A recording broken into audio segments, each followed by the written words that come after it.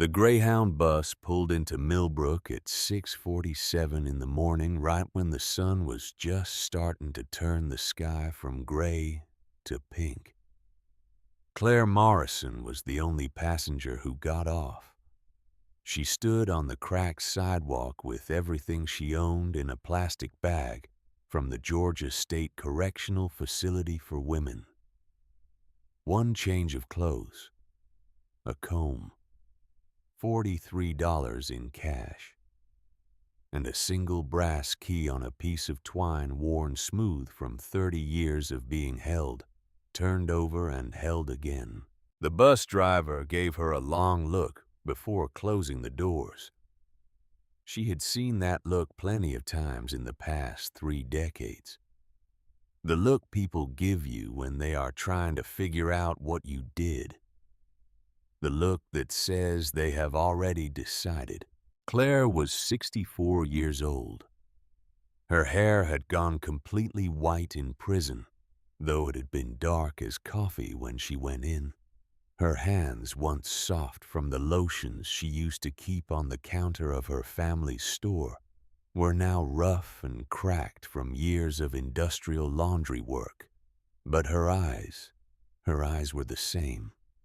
Gray-green like the pond behind her grandmother's house, clear and steady and patient. She had learned patience in prison. She had had no choice. The town of Millbrook had not changed much in 30 years, and that was both a comfort and a cruelty. The hardware store still sat on the corner of Main and Oak, though the sign had faded and the owner had surely changed. The diner across the street still had the same red awning, a little more torn now, a little more tired. The church steeple still rose above the tree line at the end of the street, and somewhere behind it, the morning bells began to ring. Claire started walking. She knew exactly where she was going. She had dreamed about it every night for 30 years. Sometimes the dream was sweet. She would walk through the door, and everything would be just as she had left it. The wooden counter polished to a shine. The candy jars lined up in a row. Her father's voice calling from the back room. Her mother humming while she restocked the shelves. But most nights, the dream was different. Most nights she arrived to find the place burned to the ground, or bulldozed, or simply vanished, as if it had never existed at all, as if she had imagined her whole life before the trial. It took her 42 minutes to walk from the bus station to the edge of town, where County Road 7 split off toward the lake. Her feet remembered the way even when her mind wandered. Past the old elementary school, its playground rusted and empty. Past the cemetery where her parents were buried side by side, graves she had never been allowed to visit. Past the Henderson farm where the apple trees had grown tall and wild without anyone to tend them. And then, finally, there it was, Morrison's country store and gas station. Claire stopped walking. Her throat tightened and her eyes burned, but she did not cry. She had stopped crying somewhere around year 8. What was the point? Tears did not change anything. They did not bring back the dead or free the innocent or make the truth any less bitter. The gas station looked exactly like her worst dreams. A yellow condemnation notice was stapled to the front door. The ink faded but still legible. Unsafe structure. Entry prohibited by order of Millbrook County. Someone had spray painted over it in red. The word thief dripping down the weathered wood like blood. The two pumps out front had rusted into sculptures of decay, their hoses cracked and hanging like dead snakes. The windows were so thick with grime that she could not see through them. The wooden sign her father had carved by hand, the one that said Morrison's in letters he had burned into the oak, with a soldering iron hung at an angle, one chain broken swinging slightly in the morning breeze. Weeds had pushed up through every crack in the pavement. The concrete pad where customers used to park was now more vegetation than surface, with dandelions and ragweed claiming territory that had once been swept clean every morning before sunrise.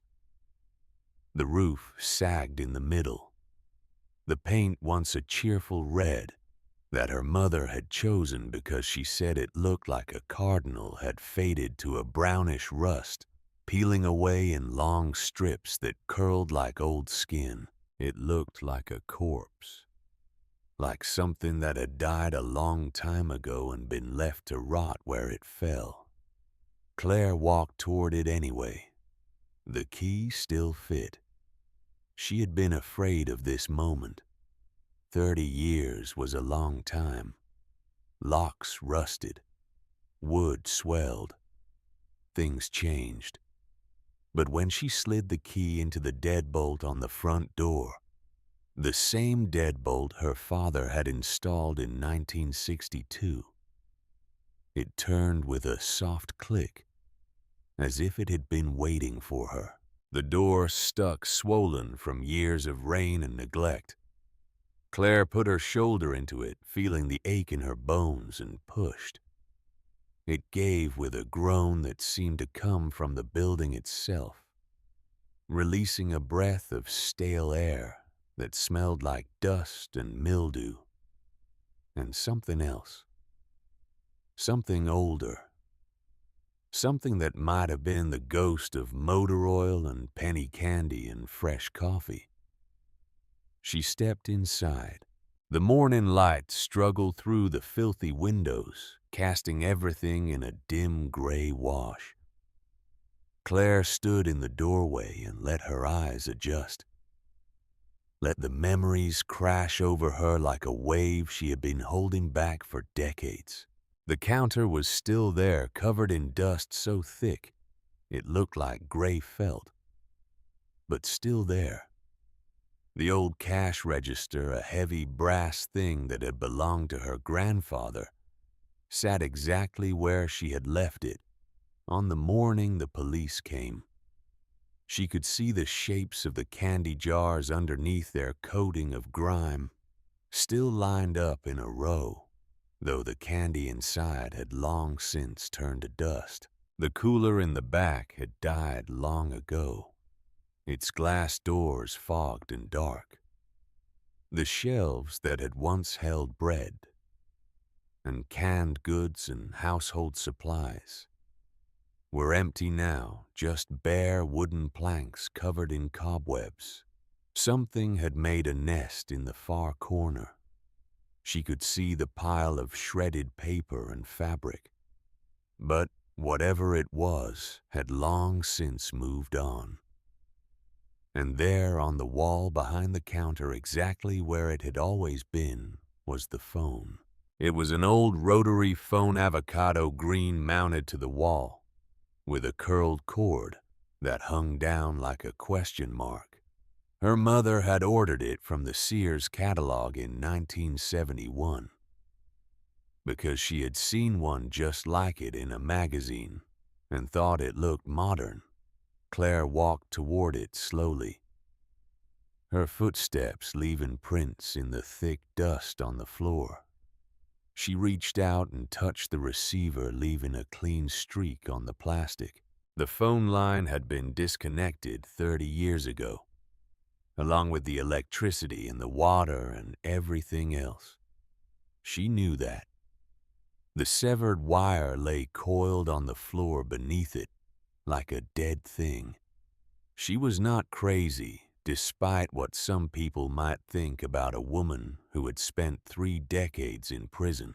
But she also knew something else, something she had never told anyone, something that had kept her going through every endless night in her cell, through every humiliation, through every moment of despair. She knew the phone would ring again. Claire turned away from the phone and looked around the ruined store. This was all that was left of her life. This decay, this abandonment, 30 years of accusations she could not answer, 30 years of being called a thief, when she knew she had never taken a single dollar that was not hers. She set down her plastic bag on the dusty counter. She rolled up her sleeves, and she got to work. By noon, she had cleared a path from the door to the counter. It was not much, but it was something. She had found an old broom in the back room, its bristles worn down to almost nothing, and she had swept up 3 decades of dust and debris into a pile near the door. Her arms ached. Her back screamed. But she kept going. She found things as she cleaned. A photograph faded and water-damaged of her parents on their wedding day. Her father tall and proud in his suit. Her mother radiant in white holding a bouquet of wildflowers. A receipt book from 1989, the last year of business, with her own handwriting recording sales of cigarettes and milk and lottery tickets. A child's toy, a small plastic horse that must have been dropped by some long-ago customer and kicked into a corner. And she found the cabinet. It was behind the counter, built into the wall with the door that had swollen shut over the years. Claire had forgotten about it.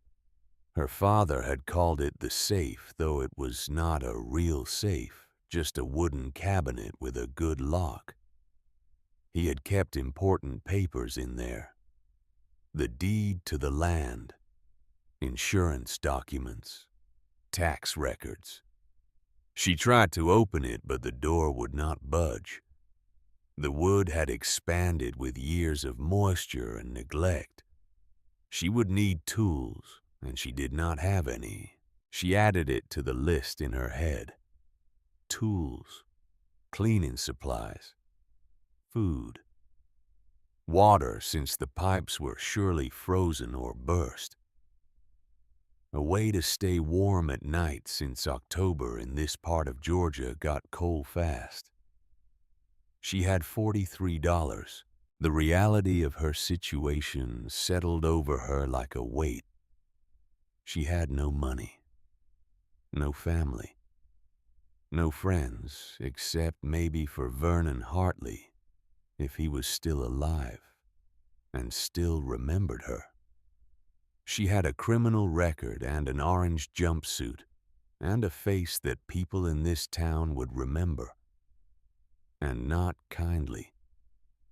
She had a building that was more ruin than shelter on land that powerful people had been waiting 30 years to claim.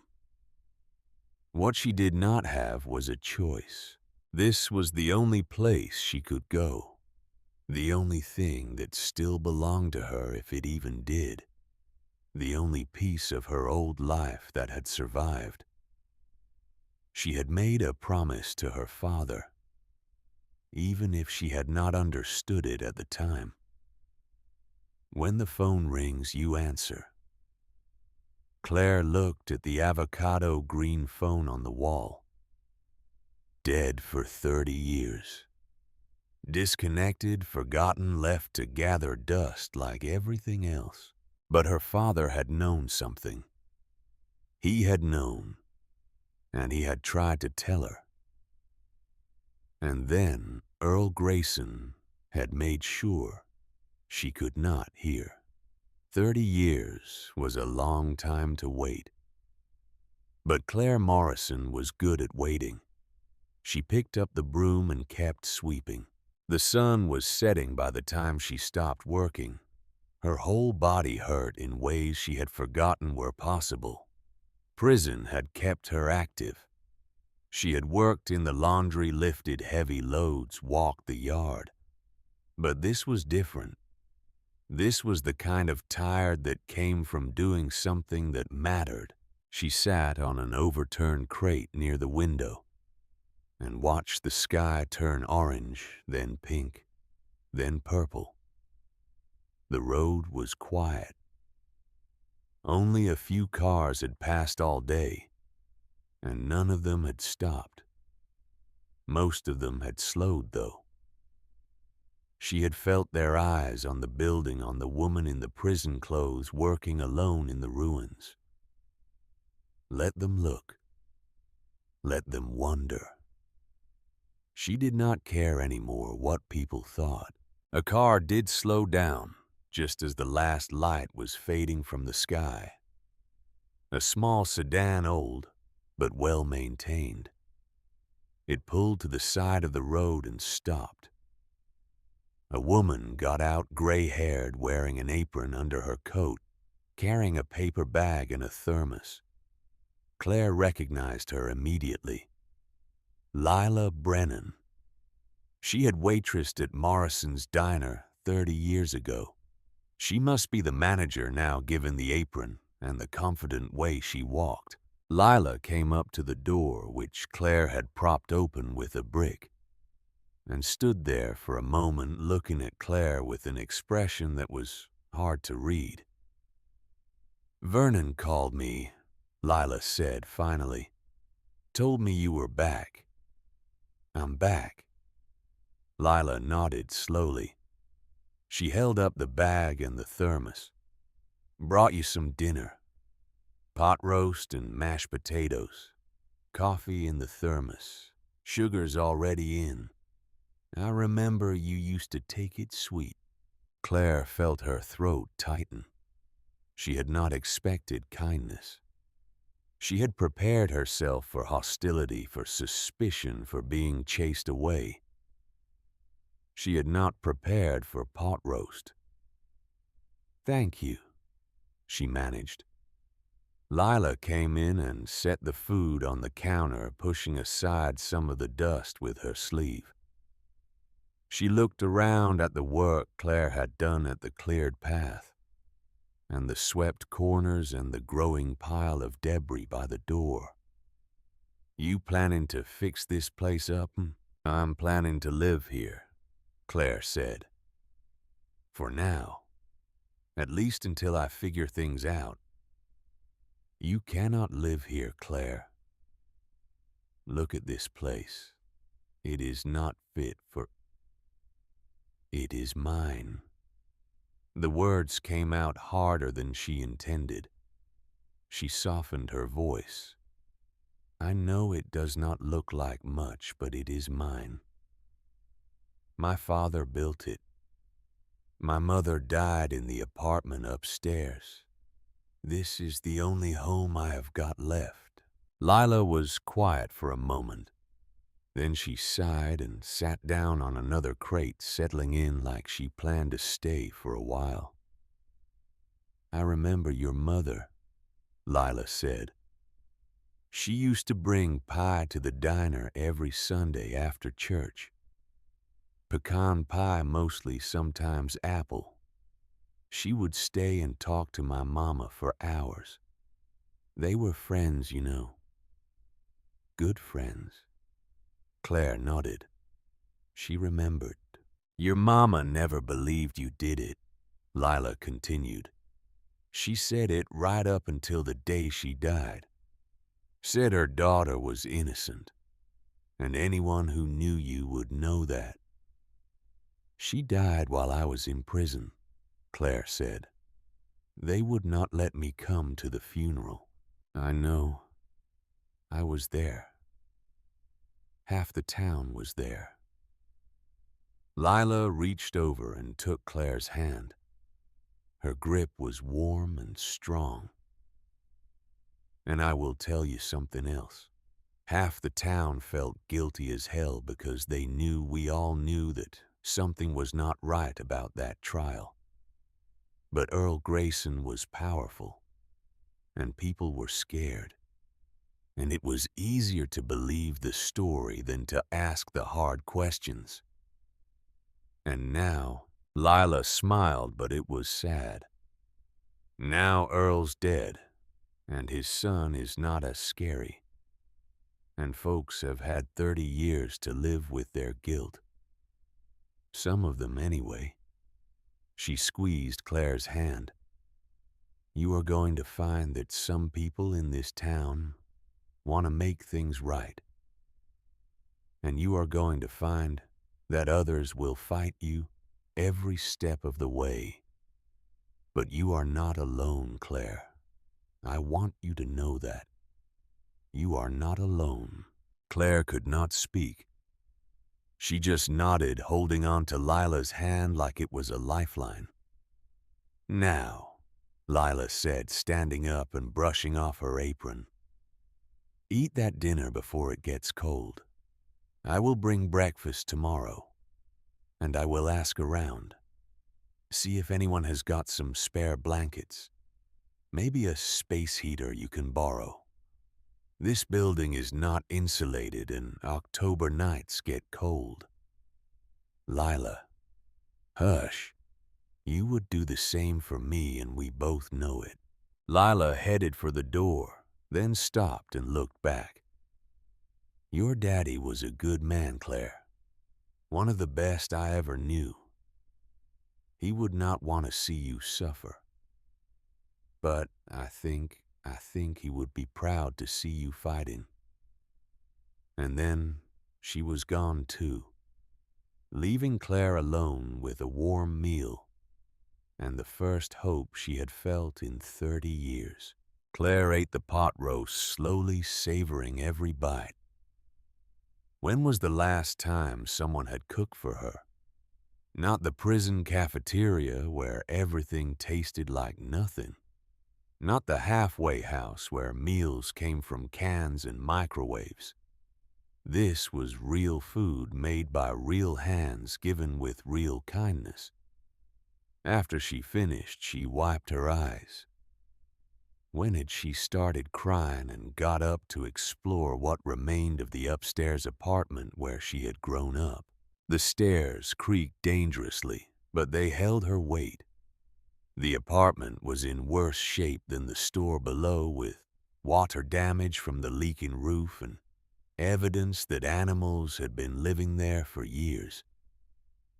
But her old bedroom was still recognizable.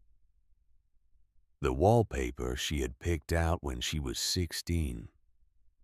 Tiny blue flowers on a white background was peeling but still there. She found a corner that was relatively dry and relatively clean. She spread out the extra shirt from her plastic bag as a pillow. She lay down on the bare wooden floor, pulling her arms into her sleeves for warmth. And somewhere in the dark, as she drifted toward sleep, she heard something that made her heart stop. The phone was ringing. Claire's eyes flew open in the darkness. The ringing continued, shrill and insistent, impossibly loud in the silence of the abandoned building. The old rotary phone. The avocado green one her mother had ordered from a catalog in 1971. The one that had been disconnected for 30 years. The one whose severed wire lay coiled on the floor beneath it. It was ringing. She scrambled to her feet, her heart pounding so hard she could feel it in her throat. The floorboards groaned beneath her as she moved toward the stairs. She could not see anything. The power was out. Had been out for decades, but she knew this building by memory, by the map written into her bones. Down the stairs, one hand on the railing, testing each step before putting her full weight on it. Through the back room where her father used to do inventory. into the main store where the moonlight through the grimy windows cast everything in shades of silver and shadow. The phone kept ringing. Claire stood in front of it, her hand trembling as she reached for the receiver. This was impossible. She knew it was impossible. The wire was cut. She had seen it with her own eyes lying on the floor like a severed artery. And yet, her father's voice echoed in her memory as clear as if he were standing beside her. When the phone rings, you answer. Promise me. She picked up the receiver. Hello. Silence. Then static, the kind that sounded like distance, like the signal was traveling through time as much as space. And then a voice, a woman's voice, old and tired and achingly familiar. Claire, Claire, honey, is that you? Claire's knees buckled. She grabbed the counter to keep from falling. Mama. But that was impossible. Her mother had died 12 years ago, alone in a nursing home, while Claire sat in a prison cell 200 miles away, denied permission to say goodbye. Listen to me, baby. The voice was fading, crackling with interference. I do not have much time. You need to find the letters. Your daddy's letters. They are in the cabinet behind the false back. He hid them there before he died. They will tell you everything. Everything the Graysons took from us. Mama, I do not understand. The well, Claire. It was never dry. Your daddy found something down there. Something valuable. And Earl Grayson found out. That is why they did what they did. That is why they took everything from us. The static grew louder, swallowing the words. Mama, wait. I love you, baby. I always believed in you. Now you find those letters, and you make them pay for what they did. The line went dead. Claire stood frozen, the receiver still pressed to her ear, listening to nothing. Her whole body was shaking. Sweat had broken out on her forehead despite the cold. Had she imagined it? Was she finally losing her mind after 30 years? Prison did that to people sometimes. Made them see things, hear things, believe things that were not real. But the phone was real, heavy and solid in her hand, and when she looked down at the base of it, she saw something she had not noticed before. A small red light, barely visible in the darkness, blinking slowly. The phone was connected to something. Claire did not sleep the rest of that night. She sat on the floor behind the counter, her back against the wall, watching the phone like it might ring again at any moment. Her mind raced through explanations. Someone had reconnected the line as a prank. Someone had installed some kind of recording device. Someone was trying to scare her away. But that voice had been her mother's. She would have known it anywhere in any circumstance after any amount of time. The slight rasp from years of working in the textile mill before she married. The way she said baby with 2 syllables, baby, drawing it out like a song. No recording could capture that. No impersonator could replicate it. When the first gray light of dawn began to seep through the windows, Claire got up and went to the cabinet behind the counter. the one with the swollen door that would not open. She needed tools. Vernon Hartley arrived at 8 o'clock with a toolbox and a thermos of coffee. "Lila called me," he said by way of explanation, setting the toolbox on the counter. "Said you looked like you could use some help." Vernon was older than Claire remembered. 70 now, maybe more, with a weathered face and hands scarred from decades of mechanical work. But his eyes were sharp and kind, and when he looked at her, she saw no judgment. Only recognition. Only remembering. "The phone rang last night," Claire said. Vernon stopped in the middle of pouring coffee into a cup. He looked at her, then at the phone on the wall, then back at her. "That phone has been dead for 30 years. I know. The line was cut. I watched them do it. I know." Vernon was quiet for a long moment. Then he handed her the coffee. "Tell me," Claire told him, "about the ringing, about the voice, about her mother's message." Vernon listened without interrupting. When she finished, he walked over to the phone and examined it. He picked up the severed wire from the floor, looked at the base unit, touched the receiver. "I do not know what to tell you, Claire," he said finally. "This does not make any sense. Not any kind of sense I understand. My mother said there are letters in the cabinet behind a false back." Vernon turned to look at the cabinet. "Your daddy built that. I remember when he put it in. Must have been, 1975, 1976. He was particular about it. Would not let anyone help. Said it was special. Do you know what he hid in there?" "No." Vernon shook his head. "But I know he was scared. That last year before he got sick, he kept talking about insurance, about making sure you and your mama would be taken care of. I thought he meant life insurance, the regular kind. But now..."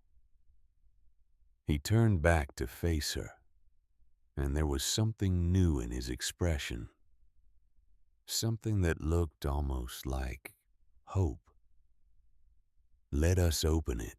The cabinet door came off its hinges after 20 minutes of work with a pry bar and a hammer.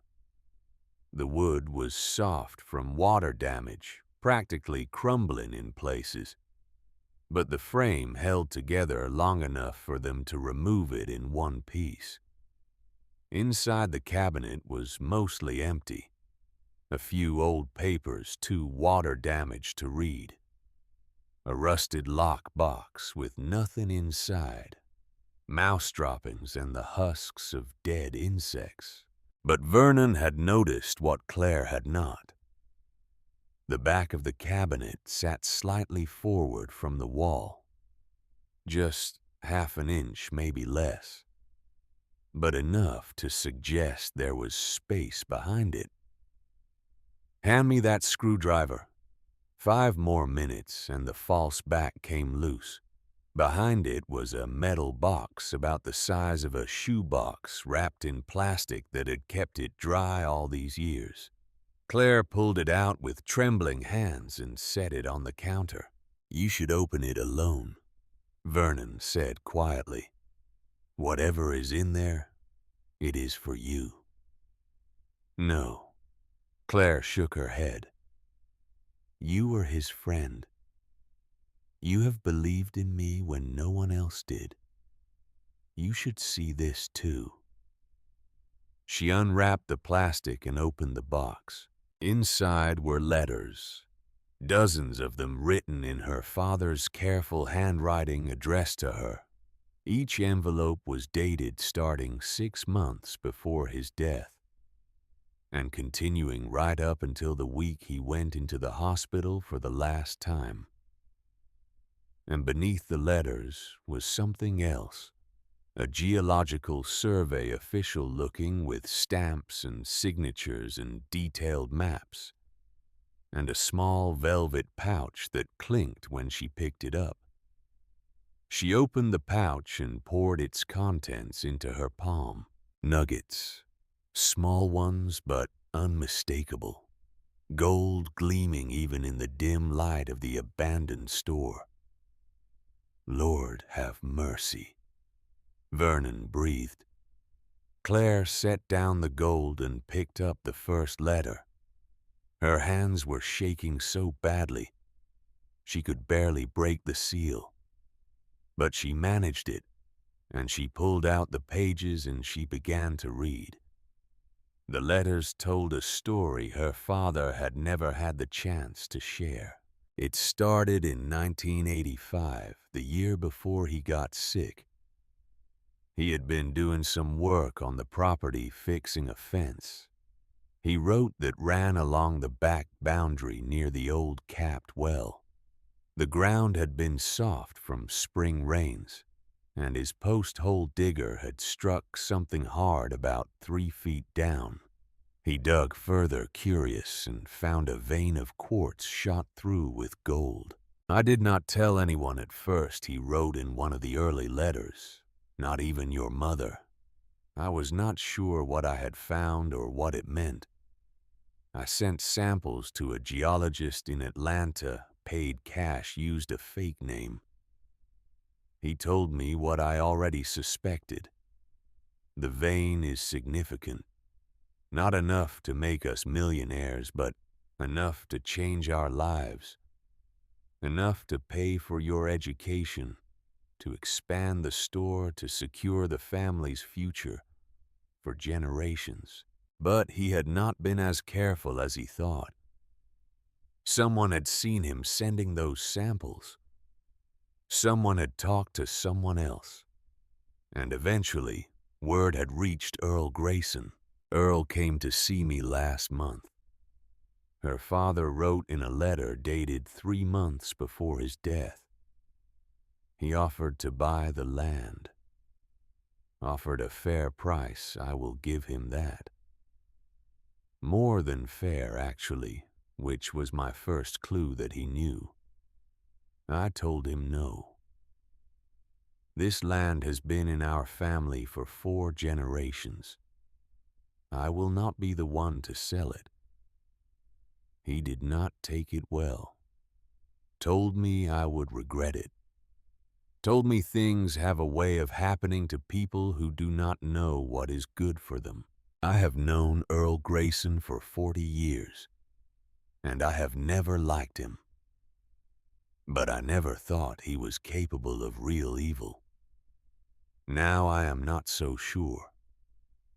The final letters were the hardest to read. Her father had grown suspicious of everyone. He had started hiding evidence, making copies of documents, creating a paper trail that he hoped would protect his family if anything happened to him. He had written down everything he knew about Earl Grayson's attempts to acquire the land. The bribes, the threats, the systematic campaign to isolate the Morrison family from their neighbors and friends. I am sick, Claire, he wrote in the last letter. The doctors say it is cancer, and I do not think I have long. I wanted to tell you all of this in person, but I am running out of time, and I am afraid. I am afraid of what they might do if they know I have told you. So I am hiding these letters where only you will find them. The phone, Claire. I have set it up so that your mother can reach you. No matter what, no matter where you are, it is connected to something bigger than wires, something I do not fully understand myself. But when it rings, you answer. You answer, and you listen, and you fight. They are going to try to take everything from us. I can feel it coming. But they do not know about the letters. They do not know about the evidence. And they do not know my daughter. You are stronger than they are, Claire. You are smarter. You are better. And when the time comes, you will make things right. I love you. I am sorry I could not protect you better. But I believe in you. I have always believed in you. Claire set down the final letter and wept. Vernon sat with her while she cried. He did not try to comfort her with words. He understood that some grief was too big for that. He just sat beside her, a steady presence, waiting for her to find her way through. When she finally stopped, when the tears had run dry and her breathing had steadied, she looked at him with eyes that burned with something fiercer than sorrow. They killed him, she said. Earl Grayson killed my father. We do not know that for certain, Vernon said carefully. The cancer, it came on so fast. Everyone said so at the time. 1 month he was fine, the next he was dying. Claire picked up one of the letters pointing to a passage. He says here that Earl had connections in the medical community, that he had heard rumors about people getting sick after crossing the Graysons. What if... She could not finish the sentence. The possibility was too monstrous. Even if that is true, Vernon said, proving it after all this time would be almost impossible. Maybe. But proving the fraud, proving that they set me up, that might not be. Claire gathered the letters, the geological survey, and the gold nuggets and placed them carefully back in the box. What are you going to do? Vernon asked. Claire looked around the ruined store, at the work she had done and the work still left to do. She thought about her mother's voice on the phone, impossible and real. She thought about 30 years of her life stolen, 30 years of watching the world move on without her, 30 years of being told she was a thief and a liar, when she knew she was neither. I'm going to finish cleaning this place up, she said. I'm going to make it a home again. And then I'm going to find out exactly what the Graysons took from us. And I am going to take it back. Vernon nodded slowly. That will not be easy. Marcus Grayson may not be as mean as his daddy, but he has got money. Lawyers, connections. He owns half the businesses in this town. I do not care about easy, Claire said. Her voice was steel. I care about justice. Word spread fast in a small town. By the end of that first week, everyone in Millbrook knew that Claire Morrison was back. They knew she was living in the old gas station. They knew she was cleaning it up, restoring it, making it livable again. And they knew or thought they knew what that meant. Some people were curious. They drove by, slowly craning their necks to see what she was doing, maybe hoping for a glimpse of the woman who had spent 30 years in prison. Some of them waved. Most did not. Some people were sympathetic. They left things on the front step when she was not looking.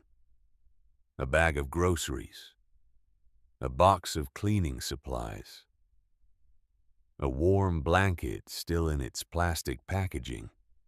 Claire never saw who left these gifts, but she felt their weight.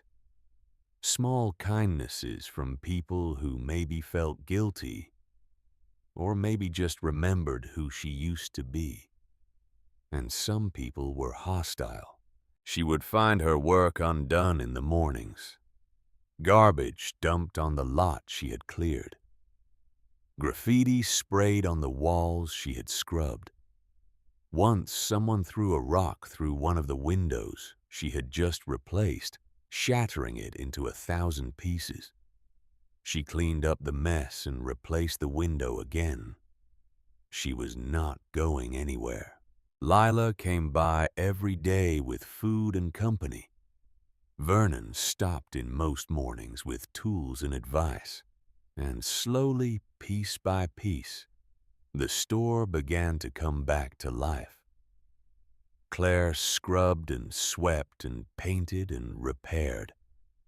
She got the water running again with help from a sympathetic plumber who remembered her father. She got the electricity turned on, which required a visit to the county office and a payment she could barely afford, but which was worth it for the simple miracle of light. The phone never rang again during those first days, but she kept it there, mounted on the wall, avocado green and waiting. She knew now that it was not just a phone. Her father had connected it to something else, something he did not fully understand himself according to his letters, something that had allowed her mother to reach across the void and deliver one final message. She did not question it. Some things were beyond questioning. You just accepted them and moved forward. Marcus Grayson came to visit on a Thursday afternoon 9 days after Claire's return. She was on a ladder painting the trim above the front door when his Mercedes pulled into the lot. She recognized the car before she recognized the man. It was the kind of vehicle that did not belong in this part of the county. All gleaming black paint and chrome that probably cost more than her father had made in a year. The man who got out was in his late 50s with the soft hands and expensive clothes of someone who had never done physical labor. His hair was silver at the temples, artfully styled. His smile was practiced, professional, the smile of a man who was used to getting what he wanted. "Miss Morrison," he said, approaching the ladder. "I am Marcus Grayson. I do not think we have formally met." Claire continued painting. "I know who you are. I wanted to welcome you back to Millbrook and to express my sympathies for everything you have been through." She stopped painting then, looked down at him from her perch on the ladder. "Your sympathies. What happened to you was a tragedy. Everyone agrees on that. What happened to me was a crime," Claire said. Her voice was calm, level. "A crime your father committed." Marcus's smile flickered, but he recovered quickly. "My father was many things, Miss Morrison, but he was not a criminal. The courts were wrong." A tense silence stretched between them. Marcus's smile disappeared entirely, replaced by something harder, more calculating. "I came here to make you an offer," he said. "A generous offer considering the circumstances. This property has been abandoned for 30 years. It is an eyesore, a hazard. The county has been after us to do something about it for decades. Grayson Holdings has been paying the back taxes on this property since the late 90s. Without our support, the county would have seized it years ago, sold it at auction. You would have nothing." Claire climbed down from the ladder, wiping her hands on her work pants. She stood face to face with Marcus Grayson, close enough to smell his cologne, close enough to see the tiny beads of sweat forming on his forehead. despite the cool October air. Why would you pay taxes on a property you do not own? Out of respect for your family, for the memory of your parents. Respect. Claire almost laughed. Your father destroyed my family. He stole from us, lied about us, sent me to prison for something I did not do. And now you want to talk about respect. Marcus's composure slipped further. She could see the anger beneath his polished surface, the grace and temper that his father had been famous for. I am offering you $250,000 for this property, he said, his voice tight. Cash. You could start over somewhere else. Somewhere without. He gestured vaguely at the surroundings. All these memories. This property is not for sale. Everything is for sale, Miss Morrison. It is just a matter of finding the right price. Claire stepped closer. So close she could see herself reflected in his expensive sunglasses. Your father said the same thing to mine 30 years ago, and my father told him no. So I am telling you no. This land belongs to the Morrisons. It always has. It always will. And no amount of grace and money is going to change that. Marcus's face went red. For a moment, Claire thought he might actually hit her. She could see the impulse flash across his features, the clenched fists, the tightened jaw. But he controlled himself. The smile came back, though now it looked more like a grimace. You are making a mistake, he said quietly. A very serious mistake. This town belongs to my family, Miss Morrison. It has for 3 generations. Everyone here owes us something. Their jobs, their mortgages, their children's scholarships. One word from me and you will find yourself very alone indeed. I have been alone for 30 years, Claire said. I am used to it. She turned her back on him and climbed back up the ladder. I came here trying to be reasonable, Marcus called after her. I came here offering you a way out, a chance to walk away with something. But if you want to do this the hard way, fine. We will do it the hard way. Claire dipped her brush in the paint can and resumed her work on the trim. Do not say I did not warn you, Marcus said. And she heard his footsteps retreating, the car door slamming, the engine starting. She did not look back. She kept painting stroke after stroke until the Mercedes had disappeared down the road, and the only sound was the wind in the trees and the distant song of birds. Then, very quietly, she smiled. Let them come. Let them threaten. Let them do their worst. She had her father's letters. She had the truth. And she had something the Graysons had never counted on. She had nothing left to lose. That night, Claire sat at the counter going through the geological survey again, trying to understand what her father had found. The document was technical, filled with terms she did not fully comprehend. But the conclusion was clear enough. The gold vein ran deep. According to the report, it originated somewhere beneath the old well and extended in a northwesterly direction, possibly for hundreds of feet.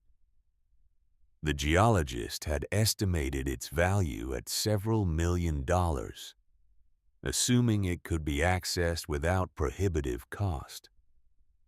Several $1 million sitting beneath her feet all these years.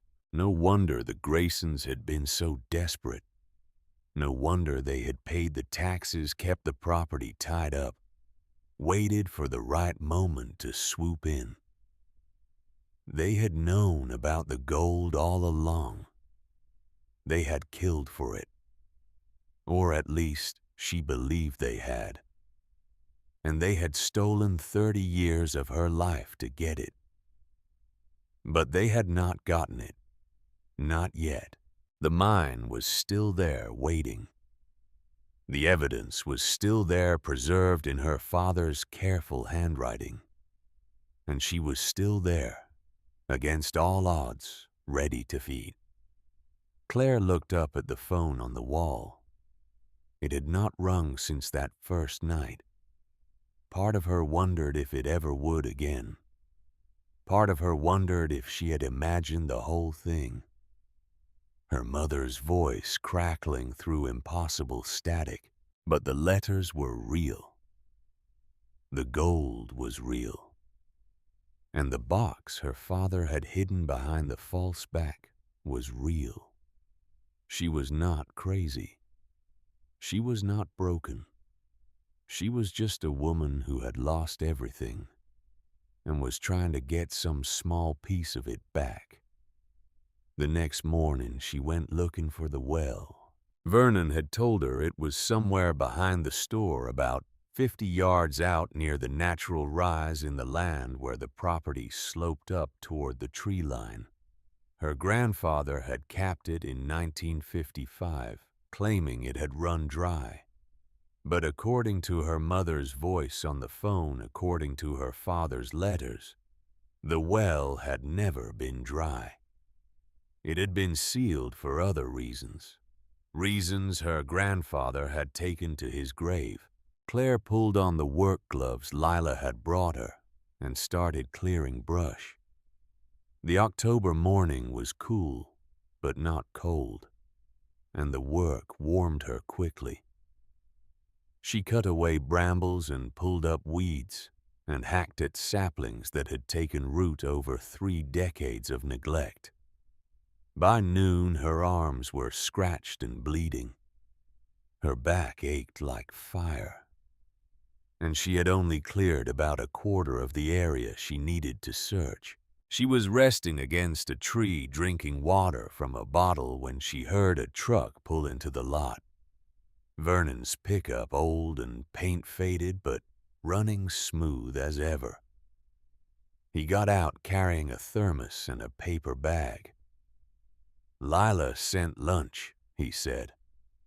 "Said you have been out here since dawn and probably forgot to eat." Claire had forgotten to eat. She took the bag gratefully and found a sandwich, an apple, and cookies wrapped in wax paper. "Thank you." Vernon looked at the area she had cleared, then at the overgrown field beyond. "You are looking for the well." "I am. I told you where it is, more or less. But Claire, I have got to ask. Why? What do you think you are going to find down there?" "The truth," she said simply. "My father found something. Something that made the Graysons willing to kill for it. I need to know what that was. The gold is part of it. But I think there is more. My mother said the well was never dry. My father wrote about it like it was important, like it connected to something bigger. I need to see for myself." Vernon was quiet for a long moment. Then he sighed and went back to his truck. He returned with a machete and a pair of heavy-duty work gloves. "Then let us find it." Together they worked through the afternoon. Vernon was 70, but he was strong and he knew how to clear land. He showed Claire how to cut at the base of the saplings, how to pull the roots without throwing out her back, how to pile the debris so it could be burned later. By late afternoon, they had found it. The concrete cap was exactly where Vernon remembered, about 50 yards behind the store, slightly elevated on a natural rise. It was 4 feet across, cracked and weathered, overgrown with moss and lichen, but still solid after all these years. Her grandfather had done good work, but it was the markings that made Claire stop and stare. Etched into the concrete, barely visible beneath the moss, were symbols. Strange symbols. Geometric patterns that did not look like anything she recognized. They might have been made when the cap was poured, or they might have been added later. Either way, they looked deliberate, intentional. "What are those?" she asked. Vernon knelt beside the cap, brushing away the moss with his hand. "I do not know. I have never seen anything like them." Claire felt something then, a warmth rising from the cracks in the concrete. Not heat exactly, just warmth, like standing near a fireplace on a winter evening. "Do you feel that?" she asked. Vernon put his hand on the concrete. His eyes widened. "I do." They looked at each other. "We should open it," Claire said. "Claire, I do not think. I need to know Vernon. I need to see what is down there, what my father found, what my grandfather sealed away." Vernon studied her face for a long moment. Then he nodded. "All right, but not today. We will need better equipment, pry bars, maybe a come-along. That cap has been sealed for nearly 70 years. It is not going to come off easy." Tomorrow. That evening, as the sun was setting, Claire stood in the doorway of the store and looked out at the land that had been in her family for 4 generations. The cleared path to the well, the fields beyond wild and overgrown, the mountains in the distance turning purple in the fading light. This was what the Graysons wanted.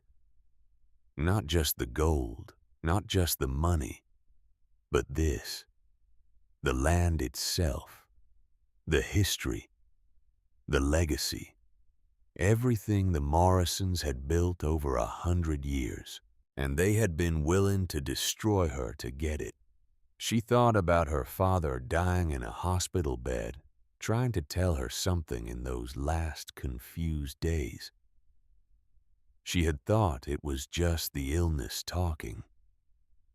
The way he kept mentioning the phone, the store, the land. When the phone rings, he had whispered once, gripping her hand with surprising strength.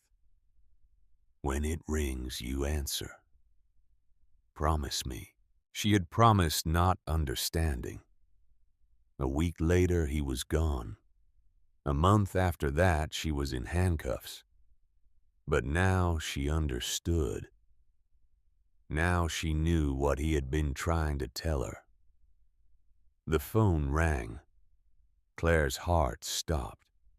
She turned slowly and looked through the doorway into the store. The avocado green phone, barely visible in the gathering darkness, was ringing. She walked to it, picked up the receiver. Hello. Static. Distance. And then a voice. A man's voice, this time familiar in a different way. In a way that made her blood run cold. "I was wondering when you would find those letters." She knew that voice. She had heard it in her nightmares for 30 years. "Earl," she whispered. "Earl Grayson." A dry, papery laugh came through the line. Surprised do not be. I always said this land was special. Your daddy knew it, I knew it, and now you know it too. You are dead. Dead, yes, but not gone. Not from this place. Another laugh, but it died away into something that sounded almost like sorrow. I wanted you to know that I am sorry, Claire. I am sorry for what I did. There is no peace for me now. No rest. Just this. Calling. Waiting. Watching. Paying for my sins. You should be sorry, Claire said. Her voice shook with 30 years of rage. You destroyed my family. You stole everything from us. I know. Earl's voice was quiet now, sad. I know what I did, and I am paying for it. Believe me. But that is not why I called. Marcus does not know everything. He thinks he does, but he does not. The well, Claire. The well is not just gold. It is something else, something older, something that has been waiting a long time for someone like you. What are you talking about? The phone. How do you think the phone works? How do you think the dead can call the living? Static surged, drowning out his words. It is connected to the well. It is all connected. Your father discovered more than gold down there. He discovered. The line went dead. Claire stood holding the receiver, her heart pounding, her mind reeling. What had Earl Grayson been trying to tell her? What had her father found in that well besides gold? And what did it mean that even the dead could not rest until this land revealed its secrets? She hung up the phone slowly, carefully, and turned to look out the window at the overgrown field, where the well waited in the darkness. Tomorrow she would start digging. Dawn found Claire standing at the edge of the cleared area, staring at the concrete cap with its strange symbols. She had not slept well. Every time she closed her eyes, she heard Earl Grayson's voice. It is connected to the well. It is all connected. Vernon arrived at 8 with his truck bed full of equipment. Pry bars, a come-along, chains, a portable winch. He had clearly been thinking about this problem. You sure about this? He asked as they set up. I am sure. They worked in silence, attaching the chains, setting the winch, testing the leverage points. The concrete had fused to the stone beneath it over decades, and the seal was strong. But nothing lasts forever. After 2 hours of effort, of straining and cursing and readjusting, the cap shifted. Just an inch. But it was enough. Vernon looked at Claire. Once we open this, there is no going back. I know. They pulled again. The cap shifted further. And then, with a groan that seemed to come from deep in the earth itself, it broke free. Claire had expected darkness. She had expected the dank smell of stagnant water, the musty breath of a sealed space. What she got was light, soft golden light emanating from somewhere deep below, a glow that had no business existing in a well that had been sealed for nearly 70 years. Vernon stepped back. That is not possible. Claire leaned over the opening, squinting against the glow. The well shaft was about 15 feet deep, lined with stones her grandfather had placed by hand.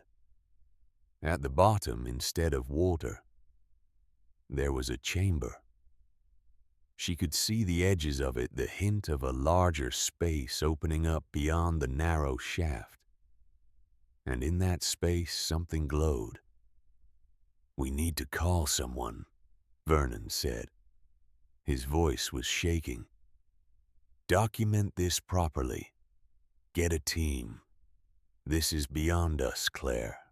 "There is no time," Claire said. "The Graysons tried to survey this land yesterday. They will try again. They will get a real court order, a real legal process.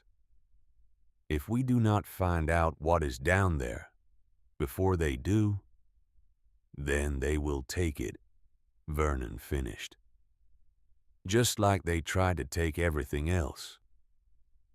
Claire was already looking around for something to use as a rope. Vernon's truck had a tow strap, but it was not rated for climbing. Too much stretch. Too much risk. "I have got climbing gear in my truck," a voice said from behind them. They both spun around. A woman stood at the edge of the clearing, young, maybe 30, with blonde hair pulled back in a practical ponytail and dirt on her knees, like she had been doing some digging of her own. She wore hiking boots and cargo pants and carried a professional-looking camera around her neck. "I am sorry," she said, holding up her hands. "I did not mean to startle you. I am Dr. Sarah Winters. I am an archaeologist with the State University. Owen Hartley called me. Said you might have discovered something historically significant on your property." "Owen?" Claire looked at Vernon. "My grandson," Vernon said. "The lawyer. I called him last night. Told him about the letters, the survey, what you found. I thought you might need legal help." "I do not need an archaeologist," Claire said. Sarah approached slowly, her eyes fixed on the well opening with obvious professional interest. "Owen mentioned something about indigenous markings. Cherokee, possibly, and he said—" She stopped at the edge of the well and looked down. Her mouth fell open. Oh my God. The golden glow pulsed softly from below. Sarah looked up at Claire. "How long has this been sealed?" "Since 1955. And there is a light source down there. Electricity chemical reaction? I do not know. That is why I need to go down." Sarah crouched beside the well, examining the symbols on the cap. She pulled out her phone and started taking pictures. These are not Cherokee. They are older. Much older. Pre-Columbian, if I had to guess. The indigenous peoples of this region had extensive oral traditions about sacred sites. Places where they believed the boundaries between worlds were thin. "Spirit wells," Claire said, remembering something from her father's letters. Sarah looked up surprised. "You know about that?" "I am learning." Sarah stood, brushing off her hands. "Look, Miss Morrison, I know this must seem overwhelming. You have got land disputes and legal battles and who knows what else going on. But whatever is under this cap could be genuinely important. Not just valuable, important. Culturally, historically, maybe even scientifically." "What do you mean, scientifically?" Sarah hesitated. "There are stories from researchers who have studied sites like this about anomalous readings, equipment malfunctions, phenomena that do not fit our current understanding of physics. Like phones that ring without being connected, Claire said quietly. Sarah's eyes widened slightly. Owen mentioned something about that. I thought he was exaggerating. He was not. They stood in silence for a moment, looking at the well cap with its mysterious symbols. Help me open it, Claire said finally. I need to know what is down there. And if it is as important as you think, then having a professional archaeologist document it can only help. Right. Sarah considered this. If I do this, I am not just here to take notes. I need your word that whatever we find, we protect it. We do not exploit it. We do not let anyone misuse it. You have my word. Sarah nodded. Then let me get my gear. It took both of them, plus Vernon and a crowbar, and 2 hours of effort to break the seal on the well cap completely. The concrete had fused to the stone beneath it over decades, and the metal handles had rusted almost solid. But eventually, with a groan that sounded almost like a sigh, the cap came free. They set up Sarah's climbing equipment. She had professional rope rated for far more weight than Claire carried. She had a harness and a belay system and anchor points. She rigged everything with the practiced efficiency of someone who had done this many times before. I should go first, Sarah said. I have got training. I know what to look for. No, Claire said. This is my family's land, my father's discovery. I go first. Sarah looked like she wanted to argue, but something in Claire's expression stopped her. All right, but you wear the harness, and Vernon and I both control the belay. If anything feels wrong, you come up immediately. Understand? I understand. Claire stepped into the harness. Sarah showed her how to clip in, how to lean back, how to walk down the shaft, using her feet against the stone wall. Vernon would hold the rope from the surface, controlling her descent. Ready? Sarah asked. Claire looked down into the shaft. The golden glow was brighter now, pulsing softly like a heartbeat. Ready. She lowered herself over the edge. The descent was slow, careful. The stone walls were damp, but not wet, and the air smelled strange. Not musty or stale, but clean, almost sweet, like honey and old paper, and something else she could not identify. The glow grew brighter with every foot she descended. 15 feet down, her boots touched bottom. She unclipped from the rope and turned slowly to take in her surroundings. The chamber was roughly circular, maybe 20 feet across, with a ceiling that arched overhead like a natural cathedral. The walls were covered in paintings, ancient paintings faded but still visible in the golden light.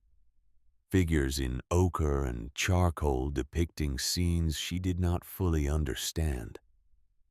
People gathered around a central point, light emanating from the earth, hands raised in reverence or supplication. And in the center of the chamber, on a natural stone pedestal, sat the source of the glow. It was a crystal, or something like a crystal, roughly the size of a human head, faceted in ways that seemed to defy geometry. And it pulsed with that soft golden light. bright enough to illuminate the entire chamber.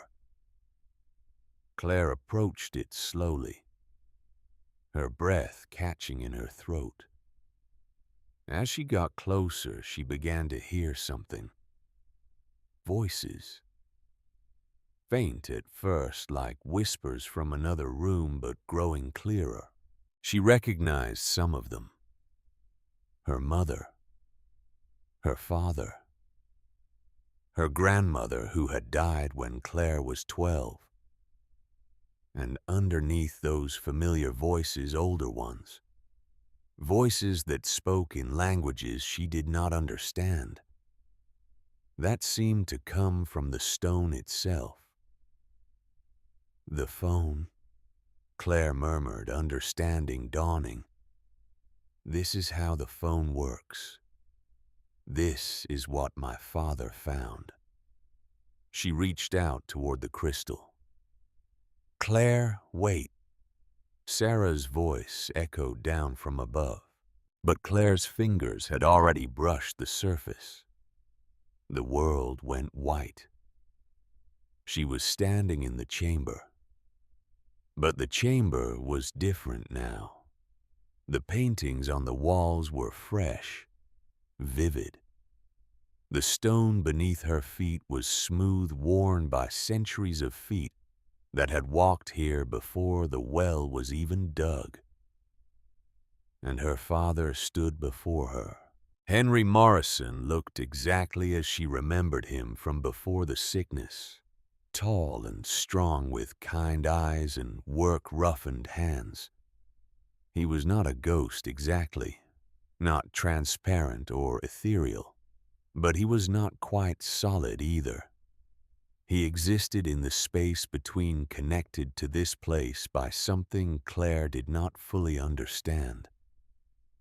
Vera, he said, smiling. Then he caught himself.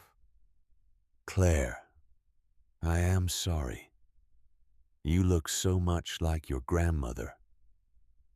Daddy, her voice cracked. Is this real, am I? You are not dead, honey. You are just visiting. The crystal connects all the times, all the places, all the people who have ever lived on this land. It has been here longer than anyone can remember. The first people who settled here knew about it. They protected it, kept it secret. But you found it.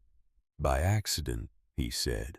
I was digging fence posts and broke through into the chamber. The moment I touched the crystal, I understood. I understood everything. What the land was worth. What the Graysons would do to get it. What would happen to you? Tears streamed down Claire's face. If you knew, why did you not stop it? Why did you not warn me? I tried, baby. I tried so hard. His voice broke. But the crystal does not change what happens. It just shows what is, what was, what could be. I saw your suffering and I could not prevent it. All I could do was leave you the tools to find justice when it was over. The letters, the phone connection. He nodded. The phone is linked to the crystal. Anyone who has touched it can use it to communicate across the boundary. That is how your mama reached you. That is how Earl Grayson warned you. Earl Grayson. Claire's hands tightened into fists. He said he was sorry. He is sorry. Dying does not erase guilt. It clarifies it. Earl has been trapped in his remorse for 6 years now, watching his son make the same mistakes he did. Her father's expression grew serious. But that is why you need to be careful, Claire. The crystal shows truth. It connects souls. but it also attracts people who want to use its power for the wrong reasons. The Graysons. Earl never knew what was really down here. He just knew the gold was valuable. But Marcus has been researching. He has found records, stories, hints about what makes this land special. If he gets his hands on the crystal, the world began to fade. The bright chamber dimming around the edges. "Wait," Claire said desperately. "Do not go. I have so many questions." "The crystal can only hold you for a few minutes," her father said. "Any longer and you would be lost between worlds." He pulled her into a hug and she sobbed against his chest like she was a child again. "I am so proud of you, baby girl. You survived. You stayed kind. You never gave up. I missed you so much. I know. I have been watching. I have always been watching." He pulled back, holding her face in his hands. "Now, go back. Find the documents in the chamber. There is a stone box in the eastern alcove. It has everything you need to prove what the Graysons did. Then seal the well again. Protect the crystal. Do not let anyone misuse it." "How do I protect it from Marcus?" Her father smiled sadly.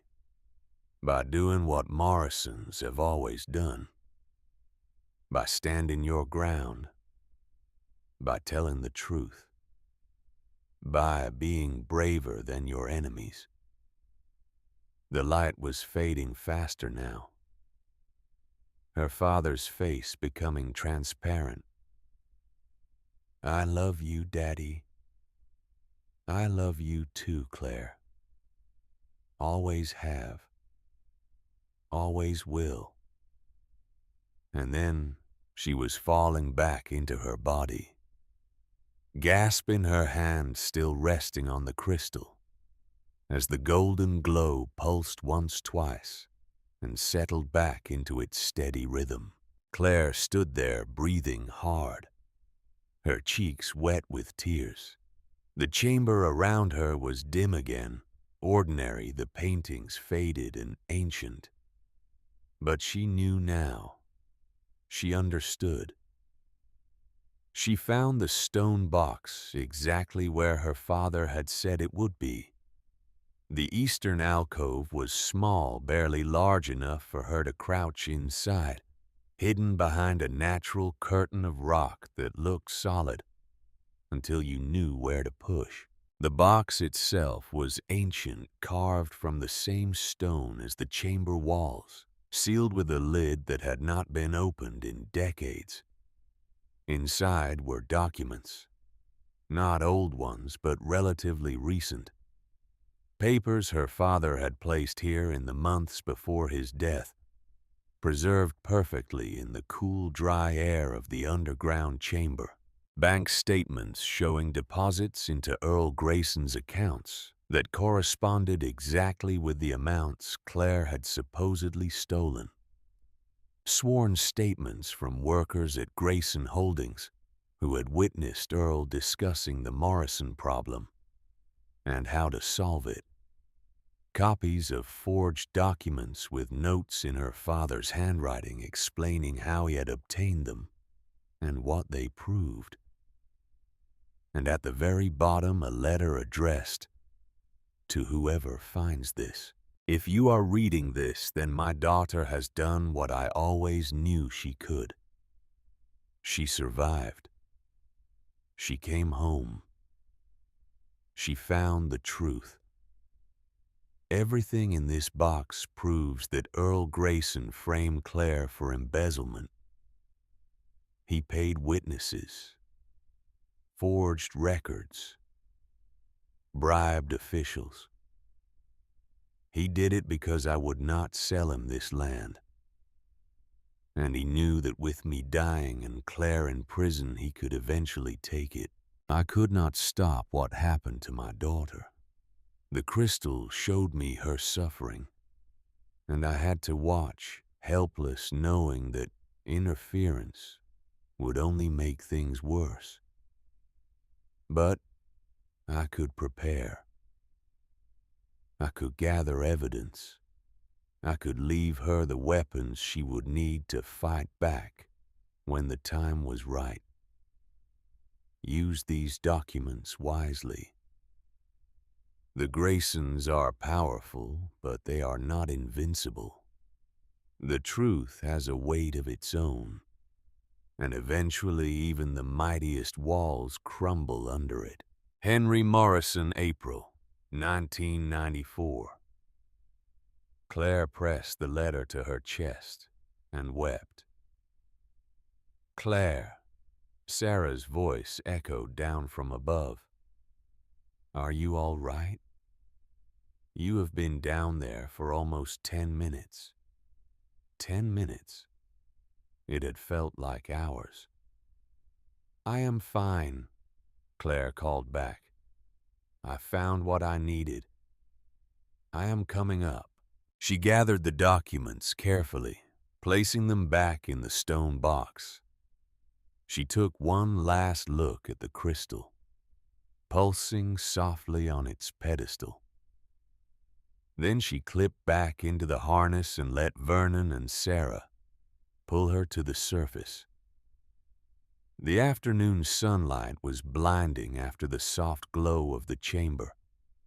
Claire stood blinking, holding the stone box, while Sarah examined her with obvious concern. What happened down there? Sarah asked. You were not moving, not responding. I almost came down after you. I found evidence, Claire said. Evidence that proves the Graysons framed me. Evidence that will clear my name. She did not mention the vision. She did not mention her father. Some things were too personal, too strange to share with someone she had just met. Vernon helped her out of the harness. What about the well? Do we seal it back up? Claire looked at the stone box in her hands, then at the open well shaft with its mysterious glow emanating from below. Not yet. Sarah, you said you wanted to document this, to protect it. Yes. Then document it. Take your pictures. Make your notes. Record everything about the paintings, the symbols, the structure. But the crystal itself. Claire met Sarah's eyes. The crystal stays secret. No measurements, no samples. No telling anyone what is really down there. Can you do that? Sarah was quiet for a long moment. You saw something, did not you, when you touched it? Yes. What? The truth. Claire said simply. I saw the truth. Sarah nodded slowly. All right. I will document the chamber. I will keep the crystal secret. But Claire, eventually, someone is going to ask questions. The university, the press, the Graysons. We need to be ready for that. I know. But first, we need to get this evidence to someone who can use it. Vernon was already pulling out his phone. Owen, my grandson. He is the lawyer. He should see this. Call him, Claire said. Tell him to come tonight, and tell him to bring someone from the state attorney general's office if he can. We are not going through local channels. The Graysons have too much influence here. As Vernon made the call, Claire sat down on the edge of the well cap, holding the stone box in her lap. She felt lighter than she had in 30 years. Not happy exactly. There was still too much grief, too much anger, too much loss. But something had shifted. Some burden had been lifted. She had the truth now, and the truth was going to set her free. Sarah was setting up her camera equipment, preparing to go down into the chamber. She paused and looked at Claire. "Thank you," she said, "for trusting me with this. I will protect it. I promise. I know you will." As Sarah descended into the well as Vernon finished his call and came to sit beside her, Claire looked out at the land that had been in her family for 4 generations, the fields wild and overgrown, the mountains in the distance, the store slowly coming back to life. This was what her father had fought for. This was what her mother had died believing in. This was what she had spent 30 years in prison defending even when she did not know it. And now, finally, she had the weapons to fight back. The Graysons had taken everything from her: her freedom, her family, her home. 30 years of her life. But they had not taken this: the land, the truth, the crystal that connected all things. And they never would. Owen Hartley arrived just after sunset, driving a silver sedan that looked out of place on the dirt road leading to Morrison's. He was 33, tall and lean like his grandfather, with dark-rimmed glasses and the careful posture of someone who spent most of his days behind a desk. But his eyes were sharp, and when Vernon showed him the stone box, when he opened it and began reading through the documents, those eyes grew sharper still. "This is extraordinary," he said, spreading the papers across Claire's newly cleaned counter. "Bank statements, witness statements, documentary evidence of a conspiracy. Miss Morrison, this does not just prove your innocence. This proves criminal fraud, witness tampering, obstruction of justice." "Can you use it?" Claire asked. "I can use it, but not here. Not through the county prosecutor or the local courts." Owen looked up at her. "The Graysons have too much influence in Millbrook. Half the judges probably owe them favors. The sheriff is probably on their payroll. We need to go higher. State level. Maybe federal." "I called my contact at the state attorney general's office," Owen continued. "Her name is Angela Morris. She is a senior prosecutor, specializes in corruption cases. She is interested. Very interested. She wants to see the evidence." "When?" "Tomorrow, if possible. She is driving down from Atlanta." Claire nodded slowly. 30 years she had waited. One more day would not kill her. "There is something else," Owen said. He pulled out a folder from his briefcase. "I did some research into your original trial. Read the transcripts, the evidence logs, the witness statements." He paused. "It stinks, Miss Morrison. It stinks to high heaven." He opened the folder. "The forensic accountant who testified against you. He was hired by Earl Grayson's law firm. Not by the state. Not by the prosecution. Grayson's personal attorneys found him and recommended him to the DA." Claire felt something cold settle in her stomach. She had known, of course. She had always known she was innocent, that the evidence had been manufactured. But hearing it laid out like this, seeing the pattern so clearly, it was different. It made the injustice feel fresh again, raw and bleeding. The bank records that supposedly proved the theft, Owen continued. They came from a branch manager named Douglas Pratt. He owed Grayson money, a lot of money. And in 1997, 3 years after your trial, Pratt filed a sworn affidavit with the county clerk's office. Owen pulled out a yellow document. He wrote that Earl Grayson paid him $20,000 to falsify the bank records. He wrote that he knew you were innocent. He wrote that he had lived with the guilt ever since and wanted to set the record straight before he died.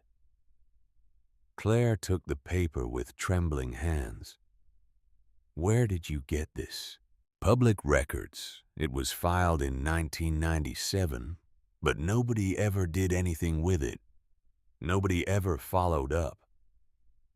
I found it buried in the archives while researching your case. Why? Claire whispered.